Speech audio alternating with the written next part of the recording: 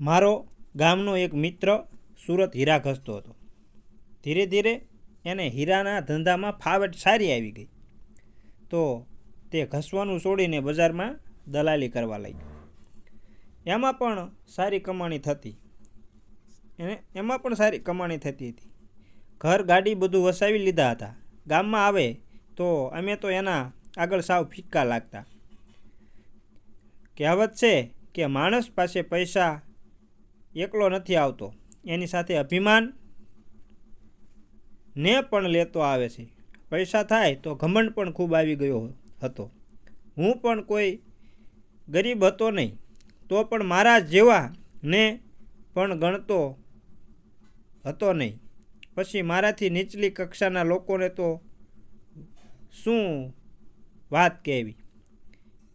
પણ છે કે અભિમાન રાજા રાવણનું પણ રહ્યું નહીં, તો આ તો મામૂલી માણસ છે, એની શું ઓકાત હતી. એવામાં હીરામાં જોરદાર મંદી આવી ગઈ. તો કોઈ પાર્ટીને માલ વેચ્યો હતો, એ ઉઠી ગઈ. તો આને જેની ઘરથી માલ ખરીદ્યો હતો, 2 લોકોને આના પૈસા ચૂકવવાનો વારો આવ્યો હતો. તો ઘર ગાડી બધું વેચી નુકસાન ભર્યું, છતાં થોડું ઘણું નુકસાન તો રહી ગયું. ફરીથી ભાડાના ઘરમાં રહેવાનો વારો આવ્યો અને પાછા હીરા ઘસવા બેસવું પડ્યું. કહેવાય છે એમ એક વખત તેણે જાહો જલાલી જોઈ. એને નાની જિંદગીમાં જીવન જીવવું ખૂબ જ અઘરું પડે છે. હીરા ઘસીને જે મહેનતાણું મળતું હતું, એમાં તો મોટા ભાગની રકમ તો જૂના દેવામાં વ્યાજમાં જતી રહેતી. ખાવાના ફાફા પડવા માંડ્યા, એવી હાલત થઈ ગઈ. એક દિવસ એ ગામમાં આવ્યો હતો અને મને મળ્યો. મારી પાસે આવીને ખૂબ રડ્યો અને એની આખી સાચી હકીકત જણાવી દીધી. તો મેં કહ્યું, જો ભાઈ, જિંદગી છે, ઉતાર ચડાવ તો આવતા રહેવાના, આમ કરવાથી દુઃખ જતા રહેવાના નથી. મેં કહ્યું, જો હીરા સાથે લેણ દેણ ઓછી હોય તો કંઈક બીજું કામ કર. તો કે શું કરું? નવું કામ કરવા માટે રૂપિયા તો જોઈએ ને.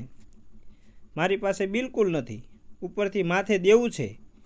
તો મેં કહ્યું, ભાઈ, તારા જેવા મોટા માણસને મારું કહેવું યોગ્ય લાગે કે નહીં તે એ હું જાણતો નથી, પણ હું તને એક સાચી સલાહ આપું છું. તું સુરત જેવું મોટું શહેર છોડી મારી સાથે મારા નાના શહેરમાં આવી જા. ત્યાંની રહેણી કહેણી સુરત કરતાં સસ્તી પડે, તો નાના ધંધામાં પણ ગુજરાન ચાલી જાય. તો કે તારી બધી વાત સાચી છે, પણ ધંધો ગમે એટલો નાનો હોય, રોકાણ તો માગે ને. મારી પાસે રોકવા માટે 100 રૂપિયા પણ નથી પડ્યા. તો કેવી રીતે કરું? મેં કહ્યું, એ બધું ટેન્શન ના લે, બધું થઈ જશે. તો કે ફેમિલીને રાખું ક્યાં? મેં કહ્યું, એની ચિંતા ન કર.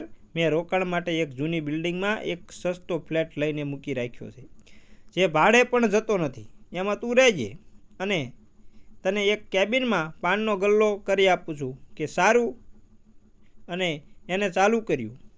એને સુરતી સ્ટાઇલમાં માવા બનાવવાનું શરૂ કર્યું. તો માવાના બંધાણીઓ વધવા લાગ્યા. થોડી કમાણી થઈ તો એને એક છોટા હાથીમાં ગલ્લો બનાવી દીધો અને મેન બજારમાં ધંધો કરવા લાગ્યો. તો ધીરે ધીરેથી ફરી બધું જામવા લાગ્યું.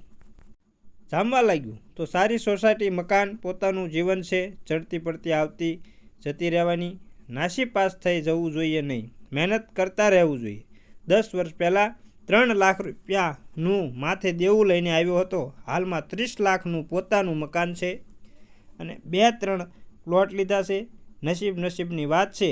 કહેવાનો મતલબ એ છે કે સારા સમયમાં સલકાઈ ન જાવું અને ખરાબ સમયમાં ગભરાઈ ન જવું.